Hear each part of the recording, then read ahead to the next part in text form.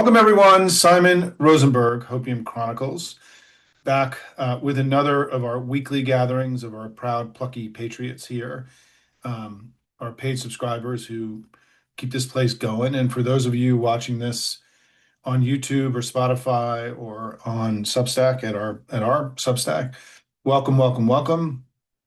Um, it is Tuesday, the 27th of January, and I want to begin with two things. I want to begin with a moment. I want to take a moment for Alex Preddy and Renee Good, and just to remember them as a way of starting this and their bravery and their courage and their sacrifice.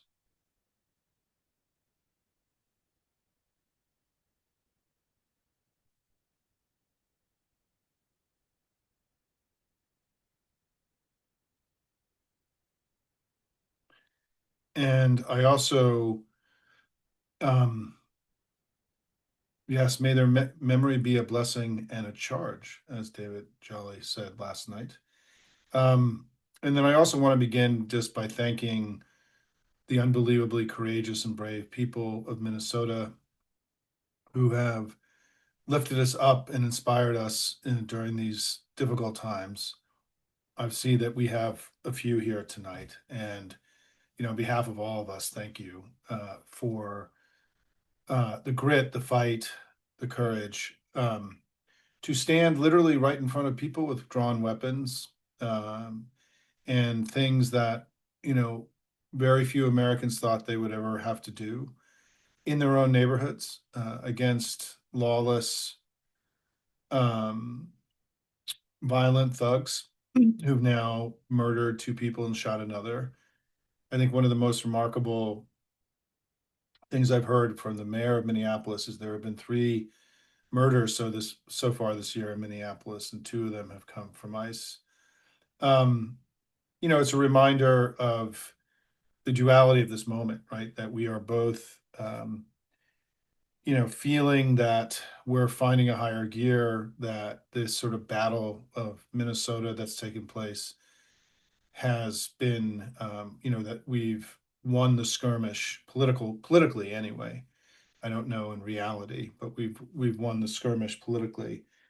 Trump is today, in the last few days, kind of scurrying and panicking and, you know, moving things around to make it look like they're reacting. And I'll talk about that a little bit about what's really my sense about what's really happening here.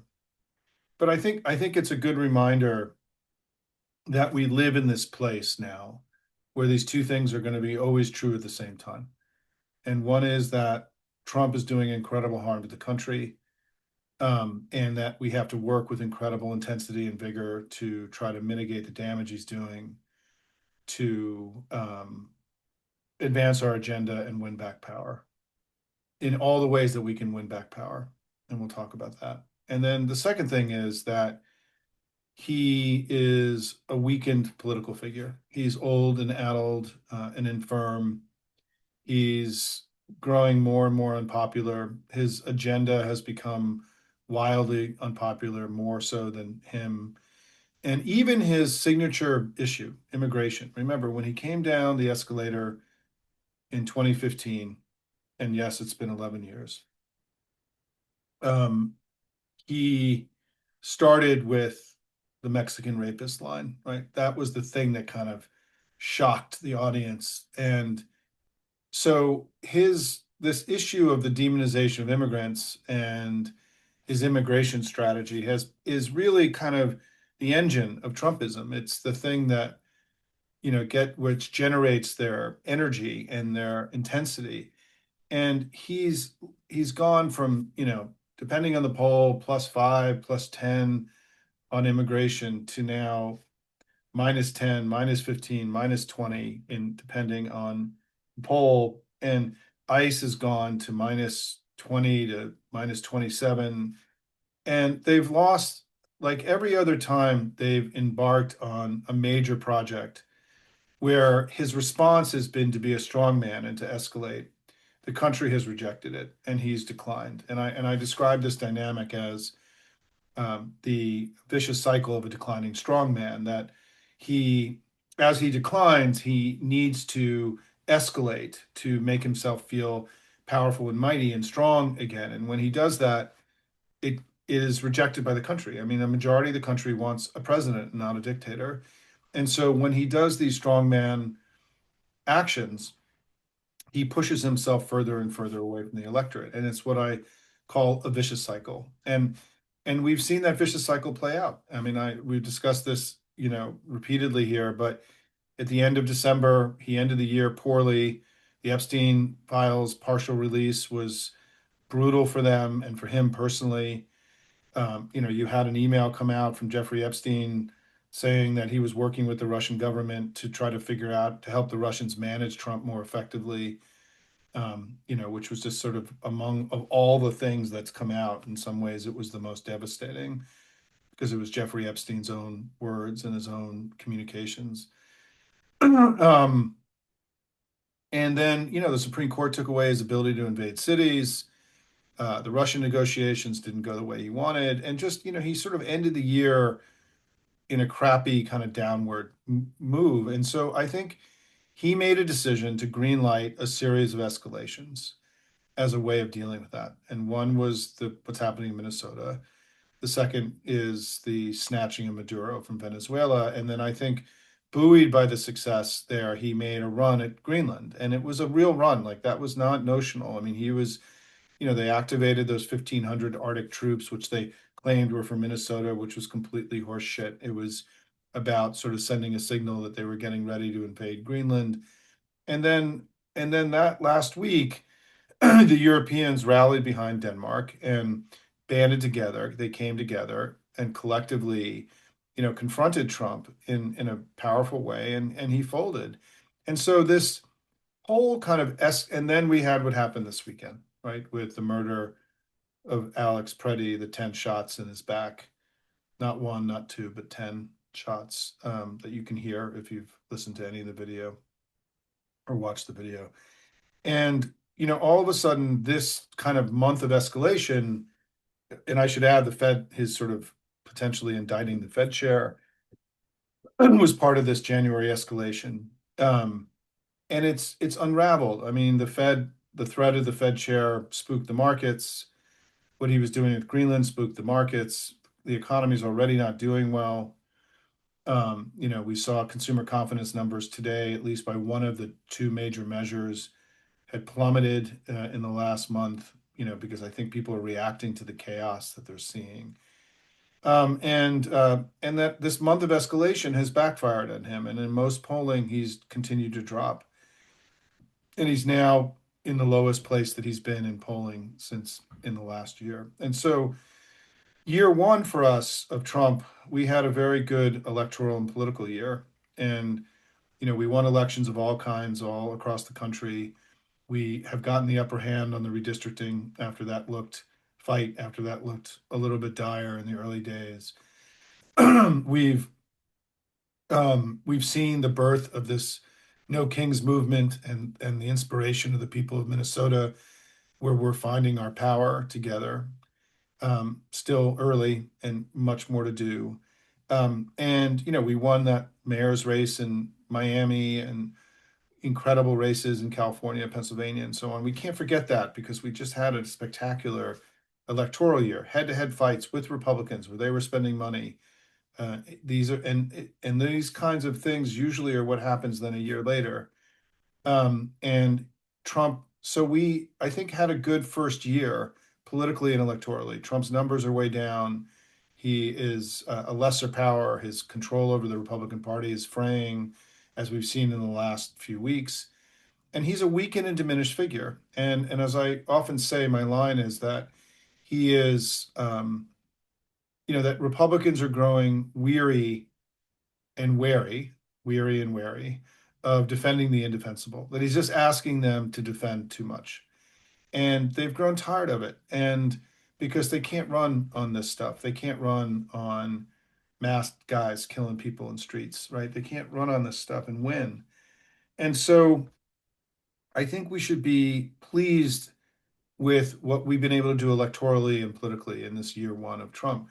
But we cannot be pleased for 1 second with our effectiveness at blocking the bad things that he's doing to the country and to our standing in the world. And I think this year two of this battle has to become, and you've seen me writing and talking about this in the last few weeks, and I want to put emphasis on this tonight, is that we have to gain more power and strength before the election. We can't wait to the election. And as I think about what that means and how, what does that, well, Simon, that sounds really good. And what does it mean to me? What it means is that we have to learn from the Europeans, and that, a single one of their countries was attacked and they all rallied together. The blue states, or I should say the free states and the free cities, need to come together, with congressional Democrats and build something bigger and stronger and more powerful than what we have now by unifying around a narrow and important agenda about his betrayal of the country and his illiberalism and his corruption and and his assault on democracy. And that we need to have there be immense clarity in the country about where we stand on these matters. And I think that this has been harder for us than the kitchen table issues. I think we have been, successful and enthusiastic about fighting with him over affordability and healthcare. But we have this other thing that we have to develop sort of an equal muscle about, which is defending democracy and attacking him for his corruption. And I wrote today about how I think it's great that the Senate Democrats have decided to make a stand on the DHS appropriations bill. And let's just talk about what this means for a minute and what this fight is going to be like for the next few weeks, few months, whatever it is. So there are 11 appropriations bills, and the Republicans, the House last week stuck six of them together and voted on them as a basket. So, and the DHS funding bill was in that. So the seven Democrats who voted for the DHS funding bill, they voted for this whole basket of funding bills, and that then those got sent to the Senate as a package. And they're due this Friday, or the government shuts down, at least that part of the government that these appropriations bills are affecting. And um, and this House left town. So it meant that if the Senate wanted to make any changes before Friday, that was impossible. And so this was, in the spirit of this city and how Congress works, given how difficult it's been to pass these kinds of appropriations bills, this was a just completely asshole, reckless, fuck you from Mike Johnson to both the Senate and the Democrats. And when Schumer announced over the weekend that they weren't going to vote for the DHS appropriations bill, it meant that that whole package then was not going to pass because it's part of that package. We have asked for them to split out the DHS appropriations bill and address that separately from the rest. I don't think that's going to happen. I would be surprised. I don't think the Republicans are. I would be surprised if I would be surprised if the government, if these six bills or five of them somehow passed by Friday. I would be surprised at this point. I think the city, the Senate, the White House, and the Senate Republicans and the House Republicans weren't really ready for this. But here we are. And now that we're in this fight, we have to, be in the fight and fight. And we have to make our case powerfully. And we have to make it as a national party, because this issue around ICE and immigration is not a legislative issue. This is playing out, as we're seeing in Minnesota and in Maine right now and all across the country. This is affecting communities all across America. And it's a national issue. It's not a legislative issue. This is a national issue. And there needs to be a firm, aggressive national response from the entire Democratic Party. And there should be an effort to try to bring the House and the Senate and the governors and the mayors together around this fight so that we're messaging together and arguing together, and that we seem like the party has come together to rally behind this incredibly important issue, that we just can't tolerate what Trump and Miller and Vance have done. And I think what's so hard though about how this ends, let's just say in best case scenario, they split off the other bills, they pass on Friday, and we just are focused on DHS. I don't think the White House is going to agree to anything that we would want. I would be really surprised. This is too central to who they are. And I know there's a lot of talk about how there's this slush fund that's been set up, but not funding DHS, we're talking about $60 billion here of funding annually, and not funding DHS itself will be insanely disruptive to the operations of the Homeland Security, of our homeland, right? TSA is going to get disrupted, FEMA is going to get disrupted, DHS itself as an entity, the secretary and everything will get disrupted. So this is not a small thing that could happen here in the next few days. And I don't think the Republicans have any interest in negotiating with us because this is their thing. This is the centerpiece of Trumpism. This is, the holy of the holies. And it's like, what do you mean, you're going to try to take away what we're doing in the States? This is the central animating principle of Trump 2.0, and it's the central kind of domestic undertaking of this thing, and it's central to their identity. This sort of white supremacy that we're seeing. This is it, and so I don't know what happens. I mean, to be honest, I've been doing this a long time, and I don't often say that I don't know what happens. I often say, well, like this is what I think will happen. I don't know what's going to happen because I don't think that. And Trump, if you followed what happened today, they went from being conciliatory to being defiant today, right? Trump was defiant today, not making any changes. We may have moved Homan in, and Bovino, who is obviously an idiot, got moved out, but no substantive changes, no olive branches. ICE is still terrorizing Minnesota. Stephen Miller is still there in the White House. They're not Trump. The likelihood that Trump would retreat on this the way that he retreated on Europe is not high for many reasons, and we can get into it in the Q&A. So here we are. We're in a big fight, and the fight that I talked about today was, and my thought about sort of how we think about this is that we need to take the issue that's on the table here, which is his illiberalism, his lawlessness. Not ICE's lawlessness, and I want to talk about this, but just him and his law. We need to take the manifestation of his illiberalism, his lawlessness, his disregard for human life, his fascism, his tyranny, what tyrant nature, whatever all that basket of stuff is. It's manifesting in ICE, but it's manifesting in all these other ways too. And the vaporizing of agencies, the killing off of USAID illegally, the tearing down of the East Wing and building a ballroom.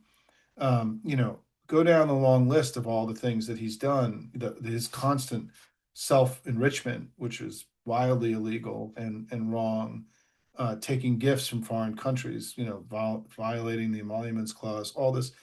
And we need to make this a bigger debate about his illiberalism, his authoritarianism, his escalating authoritarianism, his corruption, and like have that fight.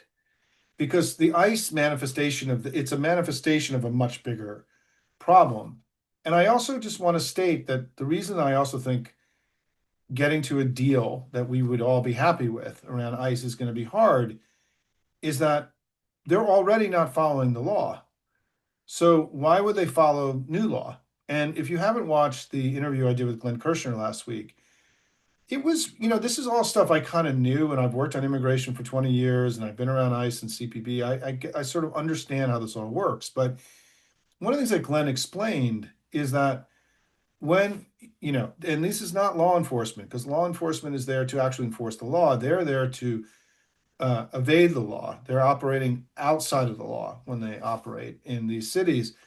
They're not operating under federal, state, and local law. They don't, when they push over a protester like that woman that Alex Pretty came to defend, that's a felony level crime. That's battery. When they smash a window and grab a protest, a observer out of a car, that's felony level crimes they're committing. When obviously they shoot people, that's murder and more crimes they're committing.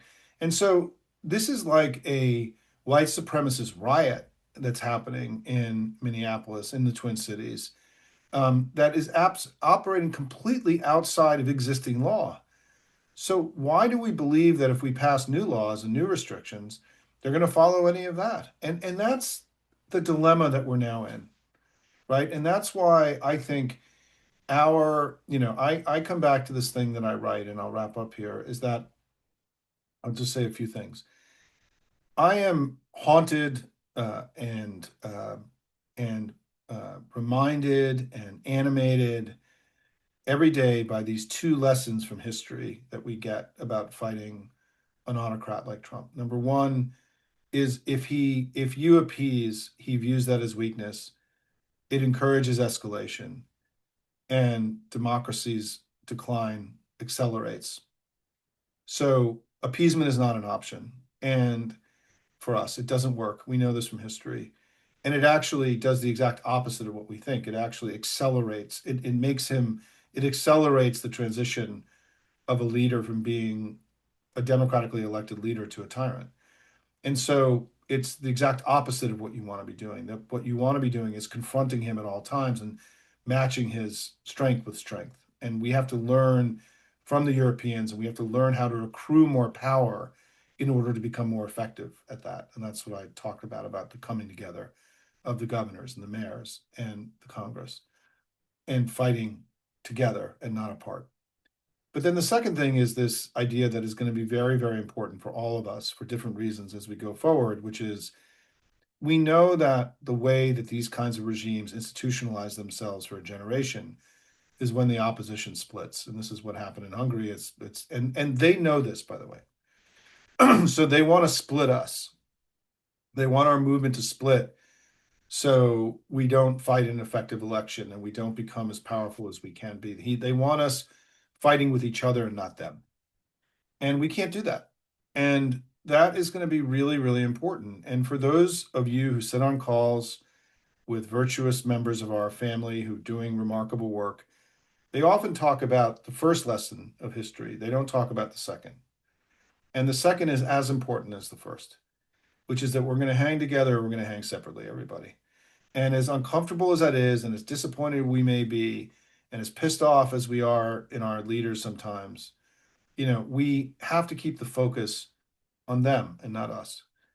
And this is like a discipline. This is like working out. This is like a thing you have to aspire to because it doesn't feel natural, but it's a necessity. It's a requirement for us to be successful. And so what I wrote today is that those strategists and data bros and people in our family that are advocating appeasement are advocating sabotage because it will do two things. It will encourage and accelerate the decline of our democracy and encourage Trump to become an autocrat. We know this. And then the second thing, though, is that it splits us because the energy in the grassroots movement right now is around no kings and the threats and fighting the threats to democracy. And we're seeing this in Minnesota. And so if our leaders don't acknowledge that as a central part of their project, then they're creating division. And because they're in essence telling all of you who've been motivated by no kings that we're not really with you, we're not really fighting on the same team, we don't really agree with your thing, and rather which would then encourage a splinter in the family, right? So why would we do that? Why would our leaders not just say we can be warriors for the middle class and also great champions for freedom and democracy here and everywhere? Why has this been so hard and for us? And I think that what I'm hopeful about is that whether we're going to do this, when we're going to do this, that's been resolved in recent days. That the fighting the threats to democracy and fighting for freedom and democracy as we do here as Democrats is we're over the hump. We're now doing it and we're fighting. And what we have to do is really encourage. Um, we have to really, really encourage our leaders to stay in the fight here, and because this is a fight worth having.